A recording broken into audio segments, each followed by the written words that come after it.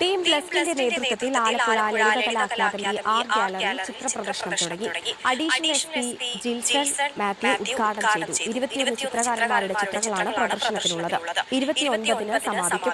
ഇഷ്ടപ്പെടുന്ന ചിത്രങ്ങൾ വാങ്ങാനും പ്രദർശനത്തിൽ അവസരമുണ്ട്.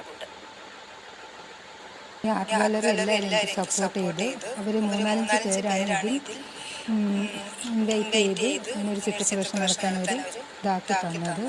അവരോടും ഈ ബാക്ക് സാലഡ് ഒരുപാട് കടപ്പെട്ടിരിക്കുന്നു. ഇത് ബ്ലെസ്ഡ് ആൻഡ് ടീമിൻ്റെ ഒരു വർക്കാണ്.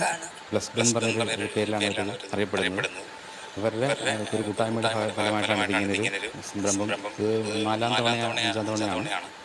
ഇപ്പോഴത്തെ പ്രത്യേകത എന്ന് പറഞ്ഞാൽ സാധാരണ ചിത്രകലാ മേഖലയിലുള്ള വ്യക്തികളല്ല ഇത്. പല ജോലി ചെയ്യുന്ന പല ഫീൽഡിൽ വർക്ക് ചെയ്യുന്ന വ്യക്തികളാണ്.